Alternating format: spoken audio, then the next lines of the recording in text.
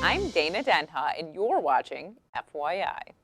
There are many hobbies out there to get your creativity flowing, and the Ann Arbor District Library hosts countless events to help get you started.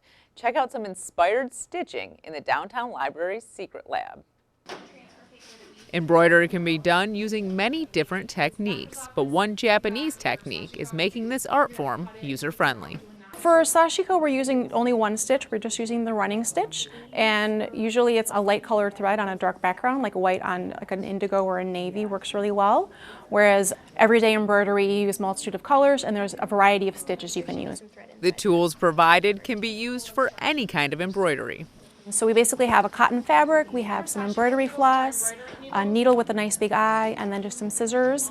We're also using some patterns and then a transfer paper so that we can transfer the paper onto the dark colored fabric, which is really nice for beginners. I decided to make a Trump embroidery, and so I started working on that today at the class instead of what I was supposed to be doing. No matter the method, creating these designs has a calming effect. It's therapeutic, it's meditative, and you say to yourself, oh, just one more stitch, then I'll be done. Oh, one more stitch, and then like an hour later, you're still stitching away. For more on everything the library is currently offering, visit AADL.org. Stay tuned, and we'll be back shortly with more news and information.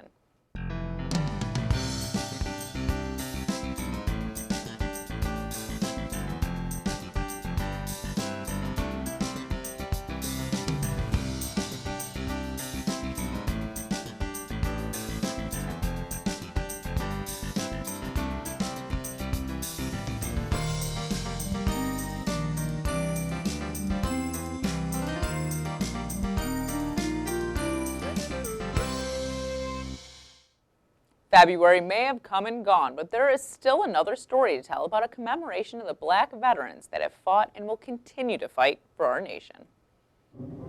The National Association of Black Veterans, or NABVETS, is a community resource for those that have served our country. They offer the resources in terms of how they can get access to the VA in terms of their benefits, in terms of burials information, in terms of unemployment, entrepreneurship, how to start and begin a business. So they're the good outreach tool in the community. The organization hosted a dinner in honor of our rich history of African American war veterans. We had the color guard, we had the Buffalo Soldiers, we had the junior color guard, and just tried to bring young people together and have a great experience with all of the veterans here. Obviously the Tuskegee Airmen, the Buffalo Soldiers. So it's very important to expose everyone to these gentlemen and these women who have served our country. If we're all one human race, then we all need to be recognized. But it's important for our children to know and to learn Black history. It's important for our elders and those in between the age to learn and know Black history. I wanted to let the community know that we have pioneers, trailblazers, prisoner of war like Mr. Fletcher, who lives here in our local community, and we really don't know a lot of history about our African American veterans. So this gave them an opportunity. When I said they, I'm referring to the community, I'm referring to our leaders, I'm referring to other veterans, to come together under one umbrella and to meet and greet each other and celebrate Black History Month.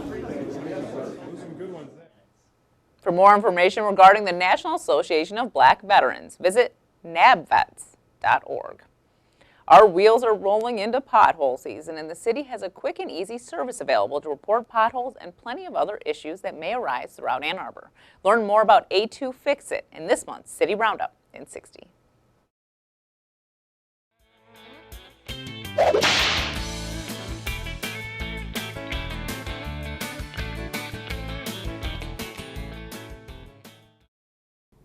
Hello, my name is Robert Keller with the City of Ann Arbor, here to tell you a quick and easy way to report problems to the city that you need to get fixed. Problems like potholes, streetlight outages, or snow or ice on sidewalks or streets. It's called A2 Fix It. A2 Fix It is a tool you can access online. Just simply go to a2gov.org/A2Fixit or download the app for your smartphone. Now keep in mind, A2 Fix It isn't for everything. A2 Fix It isn't for emergencies, crime issues, or flooding or water problems. But for practically everything else, A2Fix-It is your best and easy way to let us know you need something fixed. I think we all can remember the awkwardness of a first date, the thoughts racing through your head, your exit strategy in case the date goes awry. Now the Ann Arbor Civic Theater is tackling that topic head-on with the musical comedy First Date. Joining me is director Aaron C. Wade. Welcome to the show, Aaron. Hi, thank you. So why don't you first tell me a little bit about the show, a synopsis, and what attracted you to the show? The show is literally a first date. It's from start to finish. A guy and a girl meet up at this restaurant, and they have, through the course of the entire show, this discussion about who they are as people and what they expect from someone else. And the thoughts in their head come to life in the form of real people to give them their advice or their suggestions or their disagreements about how the things are going. And I really liked the music in this first and foremost because it's just really fun, contemporary. It has little notes of things you hear in pop culture. And the story is really nice because it also involves a very modern theme about interacting in the dating world during the age of social media and internet surveillance and everything. So it's a blind date that they're on. They have Yes. never met before, Yeah. and this was through online dating, or This was through, I want to say, their relatives. Okay. It's like someone, like a step brother or a brother-in-law says, "Ooh, you can meet up with this person," and they could not be less compatible. These two. One girl is an indie punk chick, and he is a Jewish accountant. So then you talk about like the other characters. So it's almost like that angel and devil on your shoulder sort of situation. Very, very similar to that. There's actually some references to Quantum Leap in the show, and the people in the restaurant actually pop up and become like Casey's sister or Aaron's best friend, and they give them not so great advice on how things are going. That's really interesting. Reading the synopsis of it, I'm like, this is something that you don't really see a lot in plays. Mm-mm. And you actually said the show was on Broadway, Right. but then it just kind of went off into obscurity after that. Yeah, it didn't really carry a lot of hype after it came off because it is a smaller cast. It originally set with 7 people. There's a 5-person version as well. I have actually added 2 more people to the cast because there's a grandma character and a mom character, which we have the opportunity because of the vast talent pool in Ann Arbor to spread out those ages and make them more age appropriate in this show. Plus, it's also less work for the 2 female ensemble characters to have to do. It was originally just 2 of them. Now we have 4. Oh, so there was like 2 people that were supposed to do multiple roles, and Yeah. then you just kind of added other Yeah. actors in to help with that situation. Yeah. Why don't you talk about the musical aspect of it, and what is your background with music that can kind of help you to direct a show like this? Well, I studied music in middle school as a concert band and haven't really read sheet music ever since then. However, I have been involved with musicals since 2014 when I was the stage manager on Rent with Ann Arbor Civic Theater. Okay. And since that time, I have been on sets for at least 7 other musicals. And you just get to know the pattern and the ways to direct not simply the song, but how to get around those songs and let the music director take over in those areas. And I wanted to do something that I could, get my feet wet with in directing after doing film, which is very different from doing the stage, because film you just try it and try it and try it, and then okay, we got it, we're good. You don't have to do it ever again. Whereas in theater, you have to try it until you get it right, and then keep doing that right until you have repeat performances in front of real living people. Well, we should mention this is your theatrical directorial debut. Correct. Yes. So was it this show that really made you want to direct, or was it just you kind of had the itch because you were doing other theater stuff? I had a yearning to want to direct something. I just didn't know what, because there's a lot of musicals out there that are very classic, and they don't really appeal to me because either it's just not really a good reflection of our modern appeal, or it's just way too long, or I just don't like the music. And this one had like a really great benefit of being shorter, more conversational dialogue, and really fun contemporary music that I just haven't gotten tired of. I've been playing the CD in my car for over a year, and it's like, I just keep listening to it. It's fun. Any songs we know on it, or? If you would know any of them, there's a ballad by the character Casey, who sings a song called Safer, and it's really about her inner struggle with accepting who she is and whether she wants to try something new and fresh or go back to just dating a bunch of bad boys who will treat her poorly because she knows how to deal with that once the relationship is over. So when you were going into the director's seat, though, you wanted to do a musical. You had that set in your mind. Actually, I don't know. It wasn't necessarily musical. I just went, okay, well, this is a story I can tell. It has music in it, so there's a part where someone else can take over on that part, so it makes my job a little bit easier. So, I mean, as a starting director, it's a good place to get going.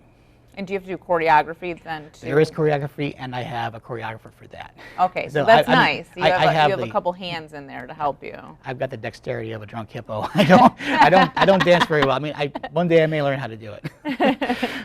What about, maybe what was one of the biggest challenges going into this as a director, first-time director?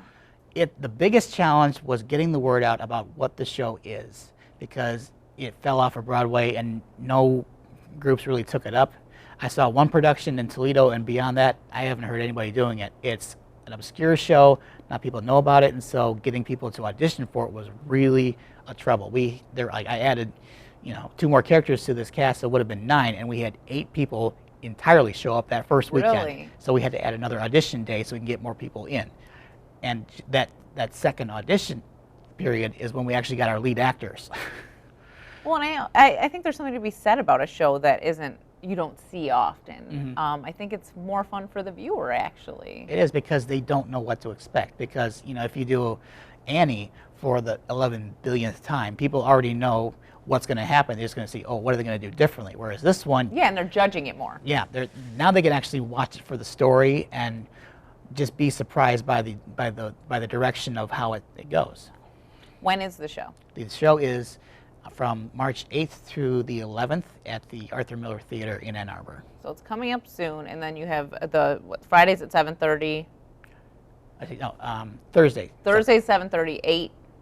8 and 8 on Friday and Saturday, and then 2 o'clock matinee on Sunday. So you have 4 chances to see the show. Mm-hmm. How do people get tickets or reserve tickets in advance? They can go to the Ann Arbor Civic Theater page, a2ct.org, and there's a place to go. You link to tickets, and you can get them there. Or you can just show up. You just show up to the box office. I mean, I don't know what the buzz is currently. I've been kind of keeping that out of my mind because I've been focused mostly on getting the show directed and. Yeah, now is the time to get it on social media and start letting people know it's time to come see your show. Yeah. And why don't you tell people in your own words why they, as a viewer, should come check out First Date? They should come see First Date because it is a new contemporary story that's extremely relevant because of just finding someone in a modern world where the internet is so prevalent and how social judgment is such a high factor. You have all these things trying to tell you how you should live your life. And the moral focus of this story is just be yourself and follow your heart instead of the opinions of your family and friends. All right, well, thank you so much for coming on the show, Aaron. Thank you. For more on this and other programs, visit a2gov.org/watchctn. Thanks for watching, and tune in next time to FYI.